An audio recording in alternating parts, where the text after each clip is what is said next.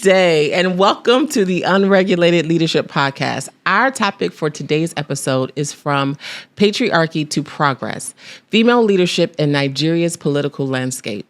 We will examine the practical measures required to move beyond discourse and achieve genuine, measurable parity in political representation. It is my privilege to invite my co-host, Ms. Nena Uniki, to introduce our distinguished guest. Thank you, Dr. Douglas. It is my pleasure to introduce our guest today, Dr. Otive Igbuzor. He serves as the founding executive director of the African Center for Leadership, Strategy and Development, where he advances rigorous research into effective policy reforms. Previously, he held the position of country director at ActionAid, Nigeria, and later became international head of campaigns for ActionAid International, leading the integration of gender perspectives into governance and conflict resolution. Dr. Igbuzor sits on the board of the Nigerian Women Trust Fund and the Center for Women's Health and Information, and was appointed by the UN Secretary General Ban Ki-moon to the Global Network of Men Leaders to End Violence Against Women. Dr. Igbuzor, welcome to the Unregulated Leadership Podcast. We look forward to hearing your insight and understanding more about how the work you do translates into gender equality in Nigeria. Thank you very much for having me. It's my pleasure to be here. So the first question that we have is, you are the founding executive director of the African Center for Leadership, Strategy and Development. Tell us about your vision for that. What is your vision for that? Well, our vision as an organization is to have an Africa where there is strategic leadership and sustainable development. If you look at the world as a whole, or you look at any country or any organization, and you want to find out what are the problems of the organization, always leadership will come as a key issue. And we know that leaders can be trained. Unfortunately, there are not many places where leaders are trained. In fact, in 2010, when we started the center, we did a mapping of organizations and places where leaders can be trained. And unfortunately, we found out there's only a few places, Ivy League universities, Oxford, Harvard, Cambridge, Yale, where leaders are trained. And for us, it was unusual because if we say that there is scarcity of leaders all over the world, that the world is filled with followers, supervisors, and managers, and very few leaders. And we know that leaders can be trained. The next logical thing is to have several places where leaders are trained. That's why we started the African Center for Leadership, Strategy and Development. And the understanding is that if you look at the African continent, it is beset with three key problems. One, leadership failures. Two, lack of or inappropriate strategies. And three, wrong development approaches.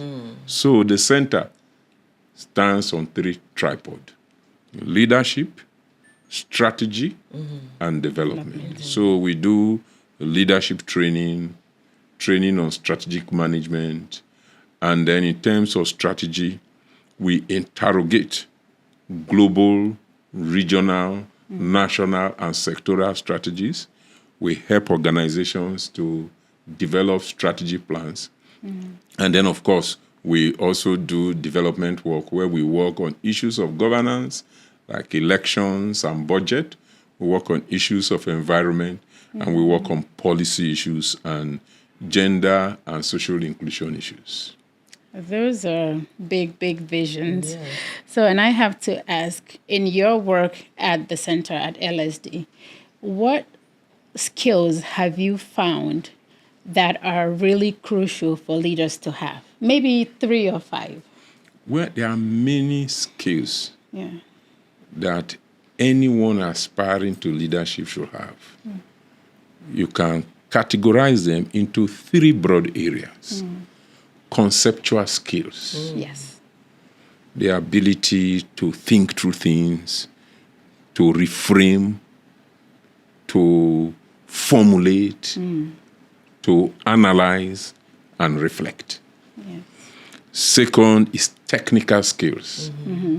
The skills that enables you to do project management, office management, financial management.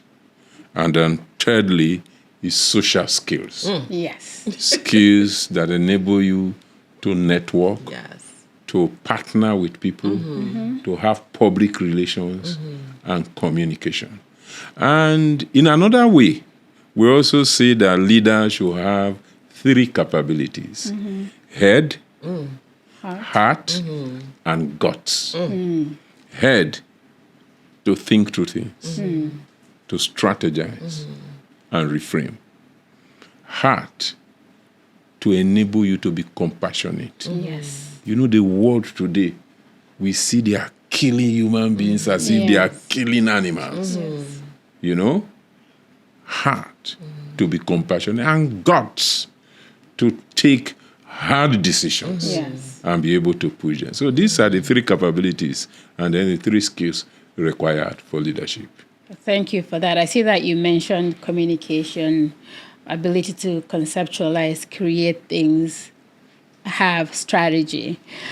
Where do you think emotional resilience or intelligence comes in terms of a leader? You know, the emotional intelligence or emotional quotient comes in terms of social skills. Yes. And, you know, for instance, for you to be a good manager or a good executive, you must have intelligent quotient. This is what many people know Yes. and recognize and promote.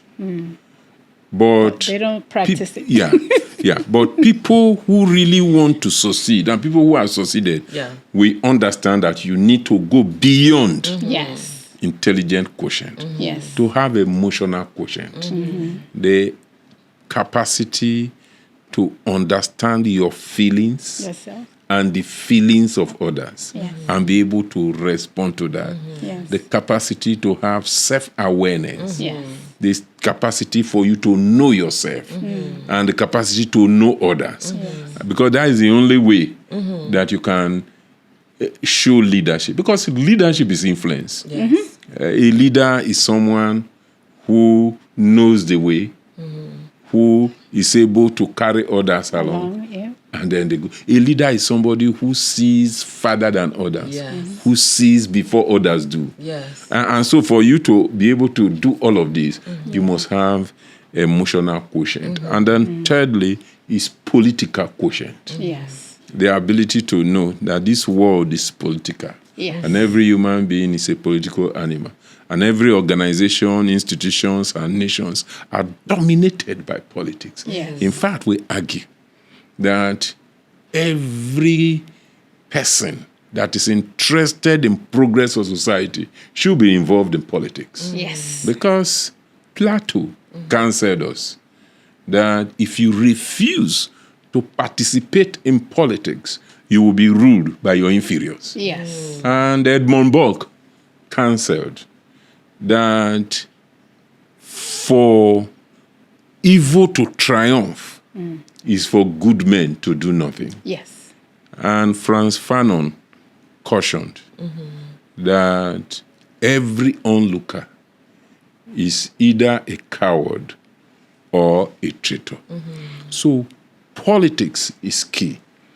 Now, finally, after COVID, there was a research carried out by the Institute of Development Studies, and they recognized that in addition to intelligent quotient, emotional quotient, and political quotient, you need adversity quotient.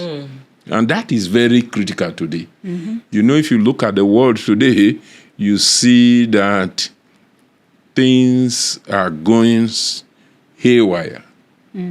The cost of living is increasing. Inflation is everywhere.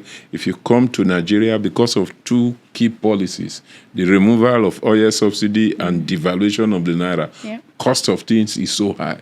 So the ability of people to survive will depend on adversity quotient. So today, we know leaders need intelligence quotient, they need emotional quotient, they need political quotient, and they need adversity quotient. I want to bring up something that is a hot topic outside of Nigeria because, say, in the U.S., very diverse. So people always talk about cultural quotient because to be able to lead, you have to understand the cultural dynamics of the team, where people are coming from. Do you think that that's much of a factor here in Nigeria, being that we're somewhat homogeneous? And I know we have our ethnic... We're not homogeneous at all. I know we have our ethnic and tribal and religious differences, but on the global scale, we're all Black. Right? Once we live here and we land anywhere else, we're Black people. People don't ask you if you're Igbo, Hausa, Yoruba, Urhobo, Ijo, if you're Muslim, right? You're Black.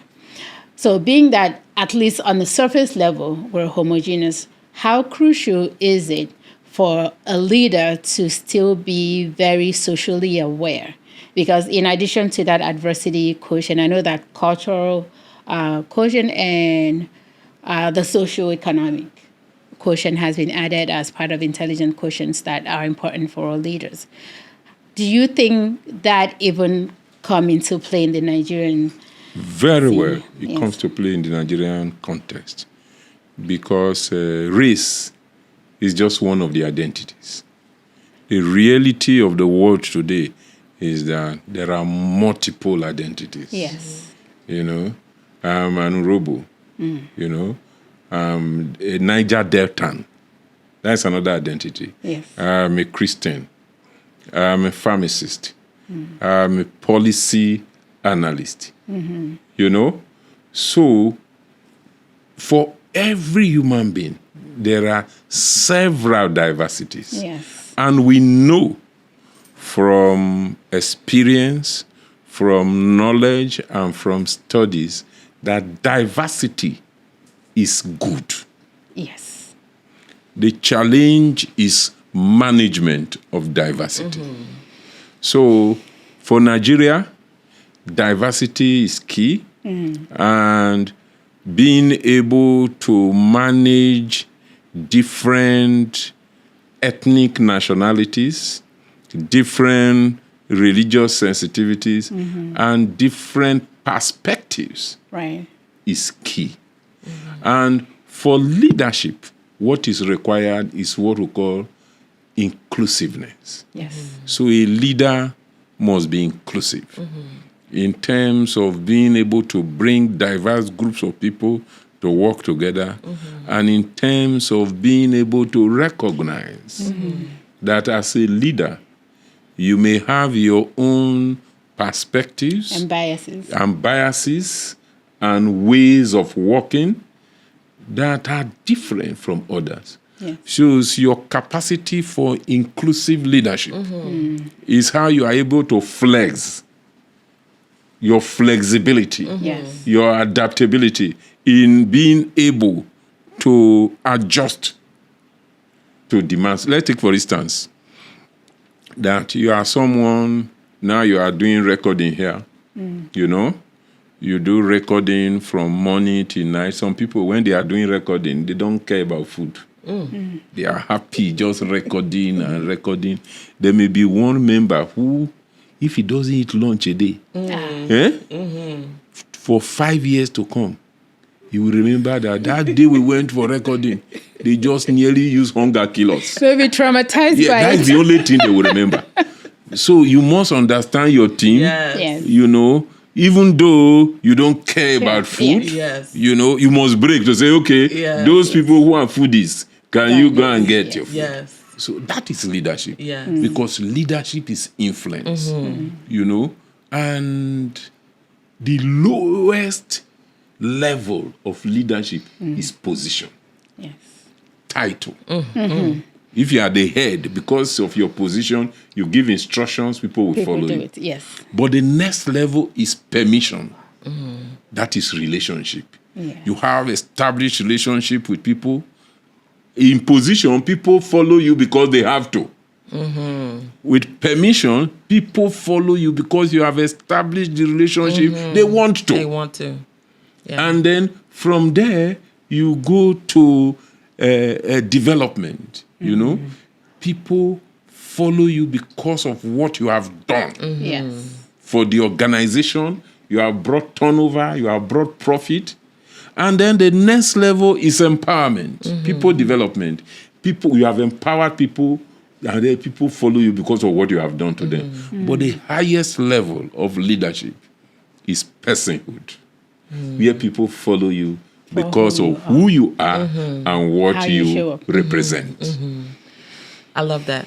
So earlier you were talking about inclusion, and in your 2024 paper, Constitutional Inclusion of Women in Governments in Nigeria, it shows that our Constitution was written by men for men.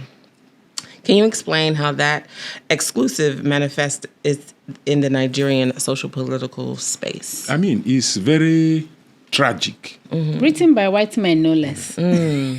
Very tragic. Yes, part of them were written by Nigerians, actually. Yes, some of them, yeah. Because if you look at the political history Okay. of Nigeria, you will discover that the first constitution that gave Nigerians the power to vote was the Clifford Constitution of 1922. But that constitution provided that for you to be eligible to vote in the elections, you must be a man. And not just that, if you are a very poor man without reasonable income, you are not allowed to vote. So you must be a man who can show from your tax clearance that you earn at least £100 a month. That was the 1922 Constitution, which gave the constitutional background for the first election in Nigeria, which was held in 1923. And that election, only men of certain status. who can show that they earn more than £100 a year were allowed to vote. Wow. In 1946, another constitution was promulgated, the Richards Constitution of 1946. And that constitution lowered the property qualification from £100 to £50. But you must still be a man to be able to vote. Now, the 1951 McPherson Constitution removed property qualification for men. So both poor and rich men were allowed to vote, but women were not allowed to vote. It was not until 1979 here Wow. that women voted in the general elections. But you will notice that this exclusion is not reserved for Nigeria alone. It's a global issue. In the United Kingdom, for instance, so if you look at this Nigerian case that I've just given, the difference between the time men started voting, 1923, and women started voting, 1979, is 56 years. In the United Kingdom, the difference between the time that men started voting and women started voting was 51 years. In Sweden, it was 498 years. Wow. So, globally, women have been discriminated against in politics, in economy, and in the social sphere. And it is the organizing framework It's of systemic. patriarchy Yes. that privileges men and gives opportunities to men and privilege to men that make women to be in that position. And patriarchy is organized in society in such a way that from birth, men have advantage. In Nigeria, for instance, when a woman delivers, if it's a baby boy, There's much jubilation. there's much jubilation. The in-laws would treat the woman separately. And on the 8th day, the naming ceremony is different. If it's a boy child, you kill a goat. If it's a girl child, you kill fowl. And the socialization continues that way. If a boy child jumps on top of the table, you say, yeah, that's my it's a son. boy. Yeah. When a girl child jumps on top of the table, say, calm down, don't you know you are a girl. woman? Yes. And we live in a society, especially politically, where there is a lot of violence. Yes. So, patriarchy, constitutional exclusion, economic exclusion, social exclusion, have all combined to exclude women from the entire process, such that today, Nigeria is one of the countries with the lowest participation of women. In the women in parliament in Nigeria is less than 5%. The African average is 20-something percent. But we have countries like Rwanda, which has 61% women in parliament. In countries like Uganda, South Africa, Kenya, Senegal, that has over 30%. But Nigeria is probably only better than 2 countries in the whole of Africa. Eritrea, which is a country in war. Yeah. Wow. And their last election was 1994. Wow. No way. And Niger, which is a military government. So Nigeria is at the bottom. What in Yoruba language we call Agbekpo. That is last position Right. in terms of women participation. So the exclusion of women is real. Yeah. And why it is painful and needs urgent attention is that it has been proven that when women participate in governance, development is accelerated. That is why you see that the Scandinavian countries, Are doing well. Norway, Finland. Sweden, Finland, Denmark, who have very progressive gender transformative policies, are on top of the Human Development Index across the world. Yes. It has also been shown through research that when women are in parliament, allocation to areas that affect the life of citizens increases. Health. You will have increased allocation to health, to education, to water. And that is why all over the world, countries are making effort Yes. to increase the participation of women in governance, because you cannot clap with one hand. Yes. And when democracy is seen as participation, if you sideline 50% of the population, then you know you are not making any progress. That is why you see that countries have taken one particular tool to make this happen. That is constitutional inclusion of women by way of quota. That is why Uganda, Senegal, Rwanda were able to have those high. So what, as advocates, we are doing in Nigeria today is that the 10th National Assembly must revisit the 5 gender bills that were rejected by the 9th National Assembly. One of the key bills that were rejected was reserve seat for women to ensure that every state house of assembly, the National Assembly, House of Reps and Senate, reserve some seats.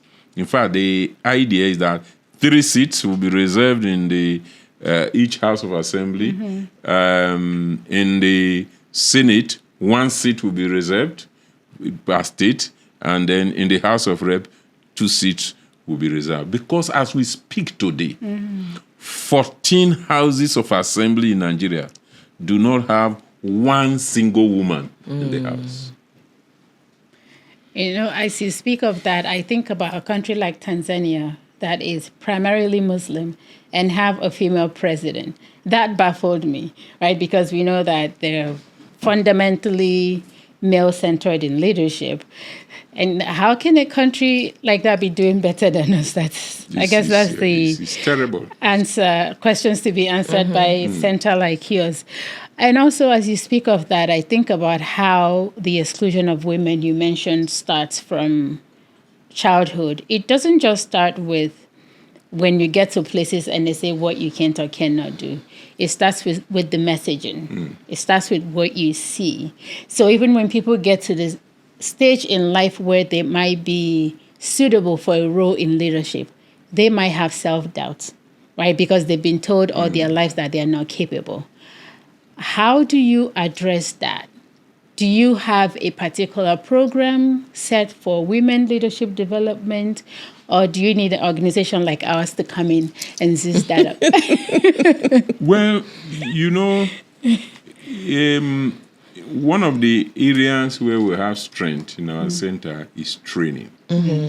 So there are training modules that are designed for women, for leadership.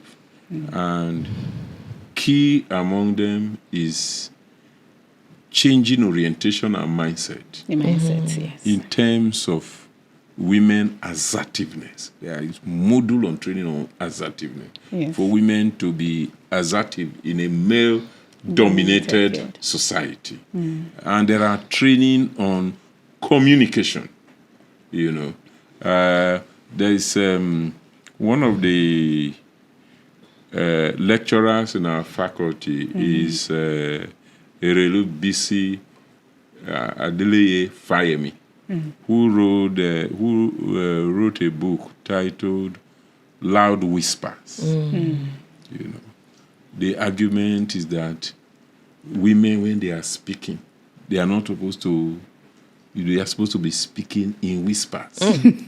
You know, Quietly. You know.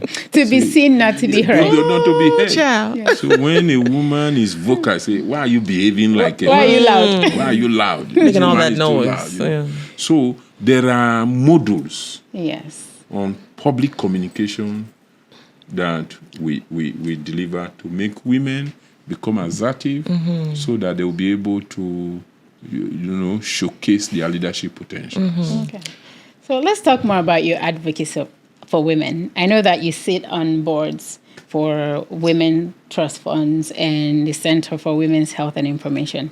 And you've been appointed by the UN Secretary General on Global Network to end violence against women. Do you have a timeline, like based on the information that you have and the work that you do? When do you see the end of violence against women in this part of the world? Like if you had a magic wand. No, let's not do magic wand. Let's talk about factual. Yeah. Based on the work you do. That's why I'm smiling. Factual, it is unacceptable. Yes.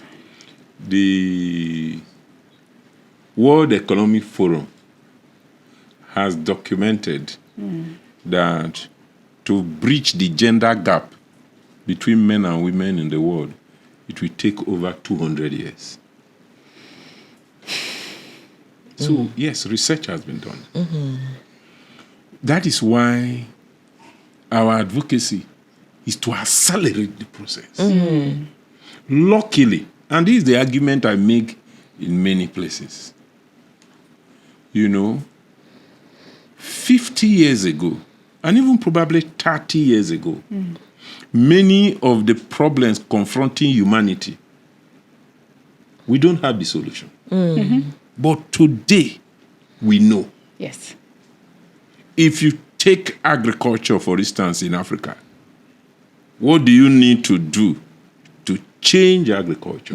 We know. We do. Land reform, agricultural inputs, including fertilizers and improved seeds, access to market, and preventing post-harvest losses. Value adding. Is it education? We know what to do to improve access, to improve quality, to have quality of teachers, to have inspection, and to ensure that there is a good environment for learning. Yes. With good pedagogy and relevant content. Not the kind of content that we have today. In 1975, I was in primary, 1975-76, I was in primary 6. And the first social studies lesson that I had was titled, Why Africa Remained a Dark Continent for a Long Time. And the first sentence was, Africa is considered a dark continent because it is not known to the Europeans. You are teaching Africa. About Africa.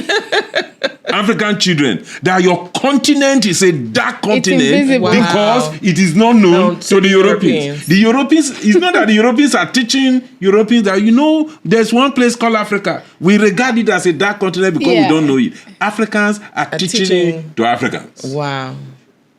Yeah. And I was taught in primary school that Mungo Park discovered River Niger. I remember that. I answered those questions and passed my primary school. Right. But today, I know the meaning of discover. Discover is to find something that is not known. Yeah. River Niger Was in Lokoja. Yes. It's still existing in Lokoja. Yes. People were bathing in the river. Before they came. Before they came. And that where am I going? That is not the tragedy. The tragedy is that I was taught that 1975. That is how many years? 50 years ago. Years, yeah. And then they taught it to my children. Wow. And those are still in textbooks. Today. And they are likely to teach it to my grandchildren. Wow. Yes. So, what I'm trying to say is that in every sector, we know What needs to be done. And we know what needs to be done to ensure effective women participation, Yes. to ensure inclusion in governance. What we lack is the leadership, Initiative to start. the strategy, the political will, and the commitment to do what needs to be done. And that's why part of our advocacy as a center is to train the kind of transformative leadership, not transactional leadership. Transformational, yes. Transformational leaders that will be able to push for these kind of changes. Yeah. And then they will be equipped with this right strategy to make the changes. And for instance, in the past 30 years, what we were trained when we started work in the non-governmental sector is that, you do advocacy. Yeah. You do what we call evidence-based advocacy. Yes. So before you do advocacy, you do research, you get your facts and figures, you present it to the policymakers, and on the strength of that, the policymakers will make a decision in favor of your policy ask. But we know now that it's not like that. Yes. You can do all the research, bring all the documents and present it to policymakers, and they will just trash. Yeah. Right.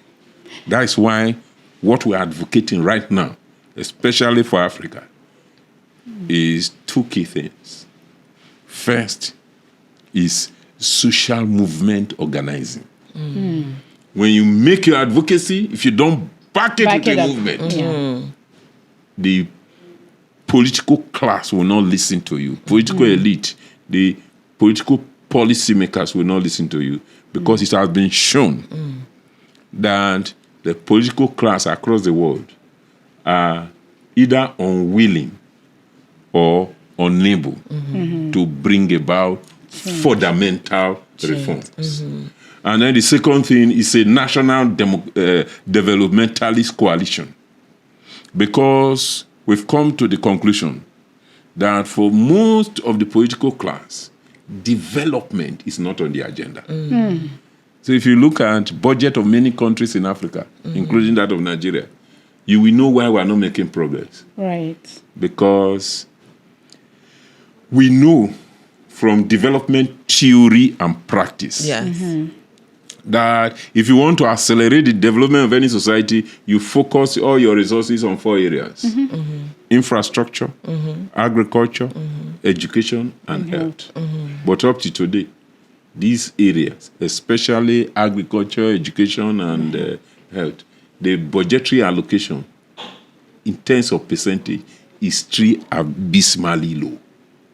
So, it's clear to us that what needs to be done is known. We have also learned lessons over the years of advocacy. And we are pushing forward for a new way of doing things so that development can come to Africa and women can occupy their proper place. Thank you for saying that. And I'm saying, in terms of what you said about how long it's going to take to see effective change in the end of violence against women, to see equal participation of women in politics and overall in society. In March, I was at the UN conferences for the development of women.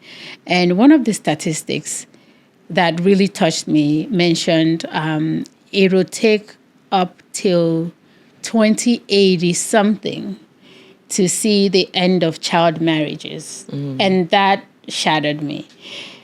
Again, because it's mostly people who have the ability to make these reforms, pass the laws, that are largely participating in it. How do you, even as an advocate, begin to fight that? That's one.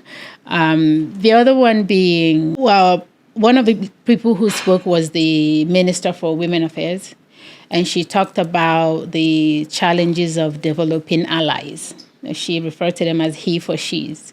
And I will proudly say that you're a he for she, like you're a man. Actually, the National Center for Women Development gave me an award as most sensitive gender sensitive man in Nigeria. About some years ago.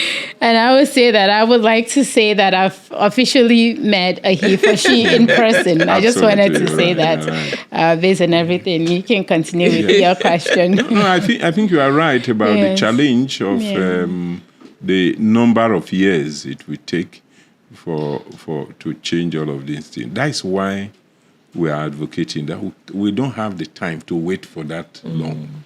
So if we push and we succeed, then the time will be reduced. Yes. And that is why part of our advocacy is participation of people who have this vision. Why must it be conservative men that will be in the National Assembly? So, progressive men, radical men, religious men, and people who understand development must transit from just merely advocating to politics so that they can be in the driving seat and be able to change things for better. But we know that politics in Nigeria is not a mere subject of, oh, I have the skills, I understand the fundamental parts of development, which is strengthening health, agriculture, education, safety. It's not just that. There's a lot more that goes into aspiration to actually making it there. So I think what we might be thinking about is a pipeline, right? Is there a pipeline? Who are we supporting? Who are we grooming? People that have these ideas. That is that it. have The people skills. who are there, they don't have two heads. And let me tell you. But they rig and do other stuff. Yes. But let me tell you, because I've been involved. Yes. Okay? They don't have two heads. The only way that make them to become predominant and dominant is because people are staying away. When good people come in their number, it's democracy. Yes.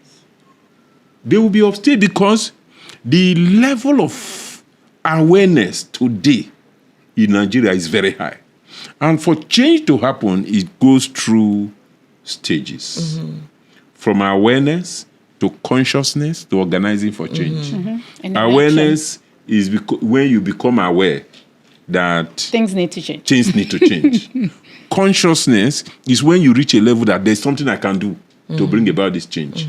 And then you move to organizing for change. And then after. Today in Nigeria, the level of awareness is very high. Yes. We need to get more people to the level of consciousness so that they will organize for change. Once we're able to do that, and let's recognize that every society has capacity to change where two conditions are present.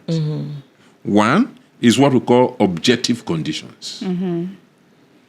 Objective conditions exist when what is happening is unacceptable, contradictory, and cannot be sustained. And I'm sure you'll agree with me that that objective condition exists in Nigeria. It does. Because the level of poverty is not sustainable. The level of immorality is not sustainable. The level of corruption is not sustainable. Right. Insecurity. The level of insecurity is not sustainable. So, change is inevitable. But there is a second leg that can make the change happen, which we call what we call subjective conditions. The subjective conditions are the organizational requirement for change. Because change does not fall from heaven. Right. It's organized. Right. It's planned. And it's organization and people that make the change happen. That is what is lacking in Nigeria. And that is why we are thinking that now what we should be doing is teaching people organization and mobilization. So that that kind of change that we want to see in Nigeria, we will see it. What are some of those practical things? We think the men are in leadership. They're the ones that are in charge. And there are people just like you that are behind the women to develop and to learn and to become into leadership. What are those practical things? A lot of times we can see where we are and where we want to be. But what are those practical steps that people can take to help with that organization that you mentioned? Yeah, there are a lot of things, First is, recognition that the present condition is not ideal. Like I said earlier, we know what is preventing women from getting into leadership. One is socialization. So we need to begin to, if you permit the use of the language, evangelize. So that everyone, both men and women, we know that we need a new conception, a new conceptualization of masculinity and femininity, of what it means to be a man. That being a man does not necessarily mean being an overlord. That quality men do not fear equality with women. And our center has just been supported by the Ford Foundation to promote men feminist network. And to be clear, our conception of feminism is specific. That anyone who believes in equality of men and women, boys and girls, in terms of rights and opportunities, is a feminist. Yes. So our feminism is not bra burning, Right. No. male hating, Right. The suffragists. you know. Yes. You know. So, and one of the key things is changing the conceptions of masculinity. There was a study which was carried out on being a man in Nigeria. And that study shows that even men are in trouble because of the conception of masculinity. Yes. That men don't cry. They want to cry, but they can't cry. You know? Because of the conceptions of masculinity. That men are the breadwinners. They don't have bread. So they are in a relationship, they are in a marriage where the woman is the one bringing the bread. Yes. And they feel They can't take it. You know, they can't take it. They can't just take it. and there's emotional breakdown. Yes. And they engage in harmful practices Yeah.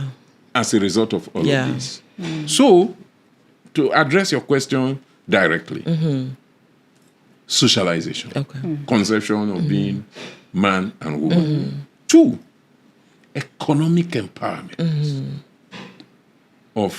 Before we go to, let me say education. Yes. Practical steps. When you educate the girl child, Yes. you reduce the possibility of early marriage.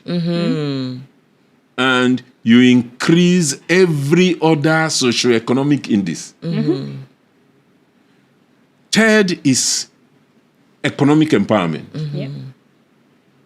By making women have access to resources, access to finance, entrepreneurship training, women in mining, women in agriculture, women, oil in various sectors.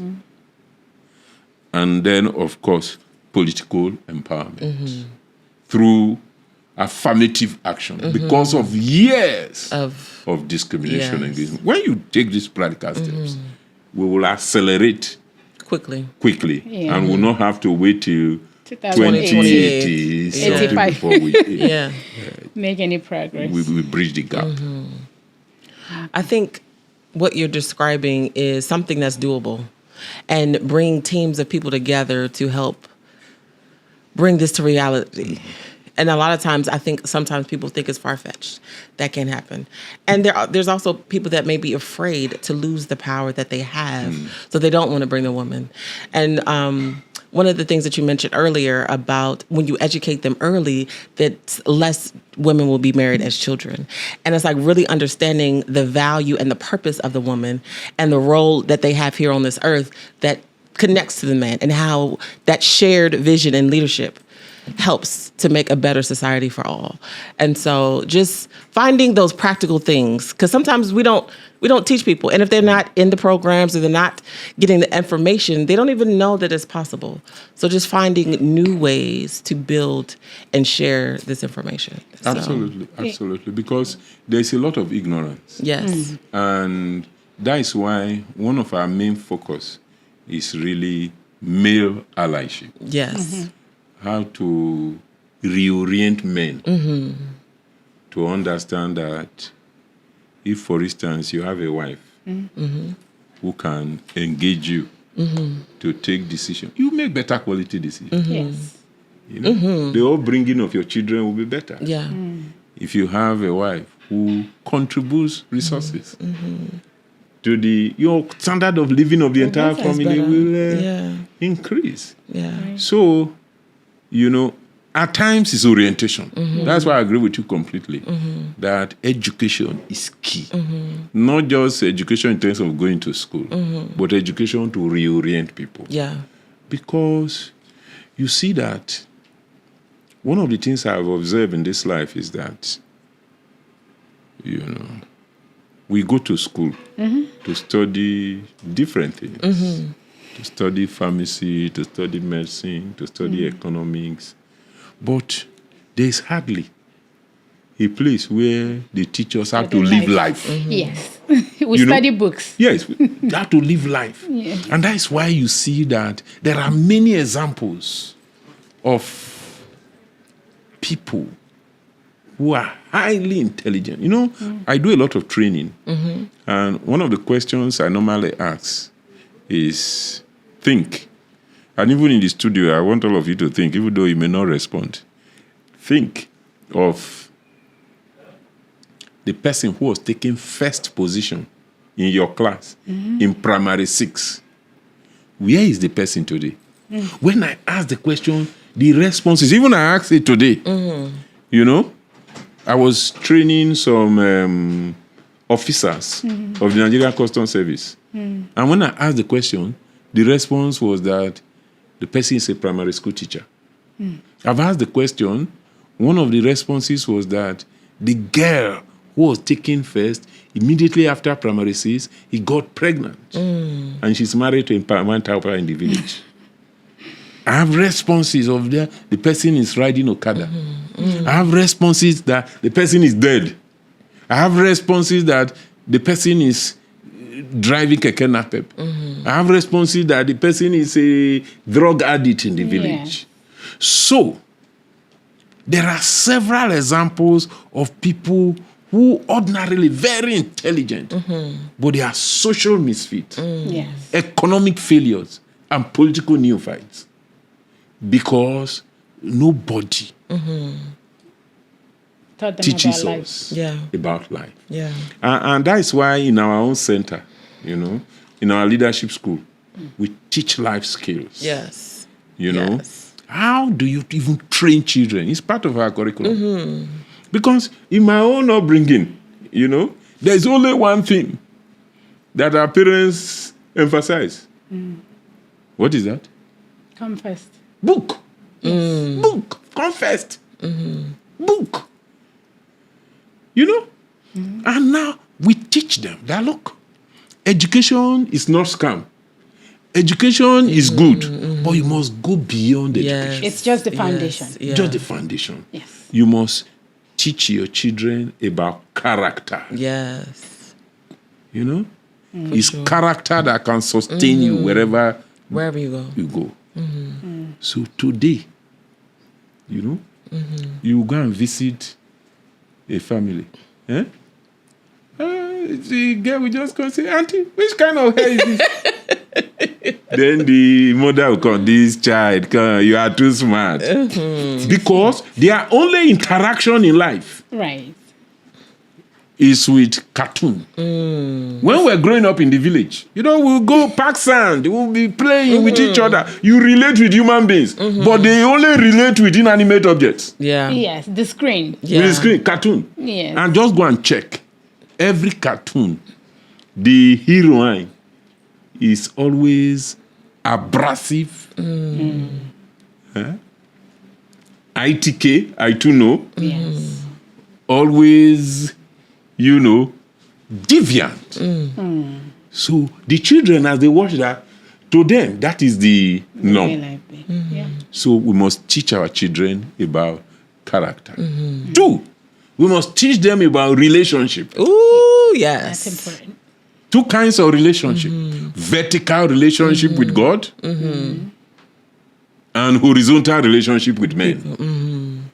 The Bible says it's only a fool that says there is no God. Yes. Even if you don't believe in anything, unless you have not experienced this life. If you are experiencing this life, you will know that there are certain things that cannot just be explained. Right. So, absolutely, having some form of relationship with the supernatural. Yes. And being grounded in whatever you believe in. Because, for instance, I'm a Christian and I know some people, some small boys will just come and will just say, Nneka, you want to travel? Don't travel. I've seen the road is not clear. They do not see anything. They haven't even to gone. get money. You know, but because you yourself, you are ignorant and a spiritual illiterate, you just get carried away. So we must train them about relationship. And then finally, we must train them how to make, manage, and multiply money. Yes. So that they will have a balanced approach to life. I was thinking about oftentimes when we think about what it takes to succeed, as a man is already hard enough. And then as women in this society, like ours. So in your work, are there funds set aside for this empowerment that you talk about? For instance, they bring back our girls' movement when those girls come back. Are there funds to set them up, to rehabilitate them? Because that will be a lot of emotional trauma, right? So it's not just talking about, like you said, we know what needs to be done, but are they funding? Is there money set to make those things happen? Well, in the development sector, Yes. there are different kinds of funding. And I'm sure you will notice that for those Chibok girls that came back, there were different funding that took up their distance. Some were sent abroad for schools and all of that. So yes, there are funding. But our even advocacy is not for development funding. Government is expected to have budget for the development of its own people. And so there's no reason why government should not have funds that we deal with all of that. That's our advocacy. And to be realistic, you know, some of the things we do in our center, it's not just even funding. Like the leadership school that we run, there's no funding from any development partner for it. But we do it. How were we able to do our leadership school training when we have graduated over 2,000 people without funding? Now, we have a hall which belongs to our center where we can train people. So you don't have to pay for the hall. Okay. Now, we now use our network and because there are 4 things in our view that is critical to any training program. 1, good content. 2, quality lecturers. Yes. 3, good environment. Yes. And 4, pedagogy, good method of teaching. And if you look at all of this, so we have venue. We don't have to pay for it. Content, we've developed a training material. In fact, we have a book titled Lecture Notes on Leadership and Entrepreneurship. So the material is there. The only thing that will have then pedagogy, methodology, we also have it. Okay. The only thing that will have cost money will be the lecturers. But what did we do? We use our network. And we say, look, this school, leadership is needed in Africa. We want to establish a top-rate leadership school where the lecturers will be equivalent of those who lecture in Oxford, in Harvard, Very good. and Cambridge. And we know you are that qualified. And we know society has been good to you. God has been good to you. We want you to come and teach free of charge as a way of giving back to society. Yeah. And all of them. Wow. All of them. Because they understand the So, value. you know, we have people like Amina Mohammed, the Deputy General Secretary of the United Nations. She's a lecturer in the school. Yeah. We have Eugenia Abu. She's a lecturer in the school. We have Jimmy Agbaje from Lagos. She's a lecturer in the school. We have Dr. Koli Shetima, the African Director of MacArthur Foundation. She's a lecturer in the school. We have Dr. Husseini Abdu, former country director of Action Aid. He's a lecturer in the school. We have Charles Abani, the United Nations resident representative in Ghana. He's a lecturer in the school. Wow. So we're able to do this. So what I'm trying to say is that many of the things that lead to development of society, it's not just about money. It's about the idea The and innovation. the commitment to make this happen. Yes. And we've been able to do this in our center. All right. So we know that gender quota is very crucial to development in the country, and yet the bill is stalling. What do you think is behind that bill not getting passed? Like, It's obvious. It's what's patriarchy. holding it back? It's patriarchy. We have explained that again and again. It's patriarchy and the fact that the political space is dominated by conservative elements. I just it. So men in the system protecting the interest of men. Absolutely. How do we fight that? Well, the only way we can fight it is through advocacy, Okay. is through knowledge. But I'm happy to say that with the reserve bill, seed bill that is ongoing now, there has been a lot of support for it, but also to point out that since return to civil rule in 1999 and since 2011, when the Constitution has been amended every time that we have 5 amendments now, there is always the issue of women participation. And when it comes to voting, it has never succeeded, but I think this is the necessary but. Yeah. Every year, there is increasing number of legislators voting for it. Oh, okay. You understand? But we have not reached the threshold. That's progress. Yes. Small steps. There's consistent progress. But we are hoping that in this 10th National Assembly, we will reach the threshold and we'll be able to pass the reserve seat bill. Okay. When I think one of the things that we were talking about earlier is women like knowing that they're a leader. And women lead informally. They're organizing their homes. They're raising their children. They're doing these different things in a home that They also lead formally. Right. And so helping them to, how does that translate? How do you see the ones that don't lead formally, that can lead formally? How do we help those that aren't leading formally? How do we translate that into those leadership roles politically or? It's basically increasing their consciousness, getting them to a reorientation, creating space for them, and then ensuring that there is conducive environment for them to learn. Yeah. Well, we really appreciate you coming here. This has been a great conversation. It's been very informative for me. What is one thing that you can share with our listeners that they can take away that's actionable, but also inspiring for them to help with this movement? And that is actually that, fighting for gender equality and women empowerment. It's not favor done to women. It is a moral obligation. It is a human rights issue.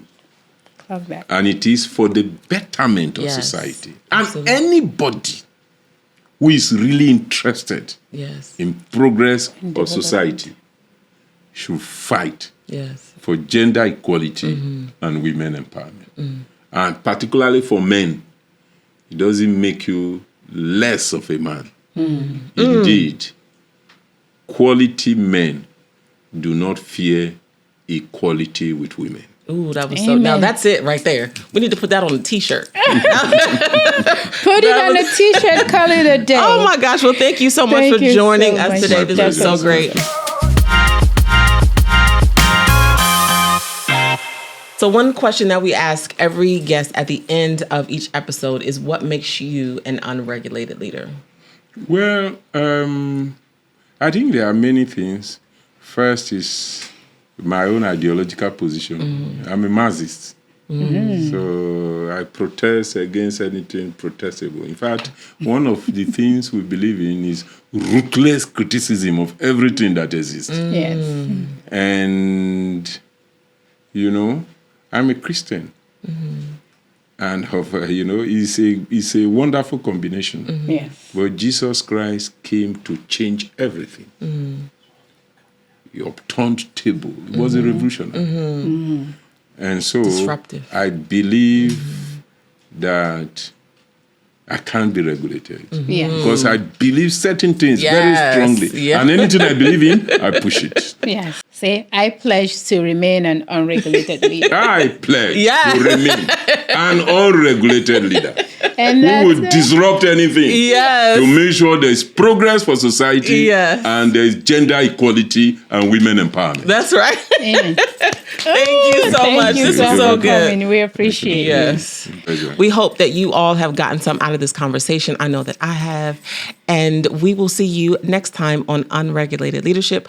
Like, subscribe, and follow us on all our social media platforms. You will see the links below. Have an amazing day.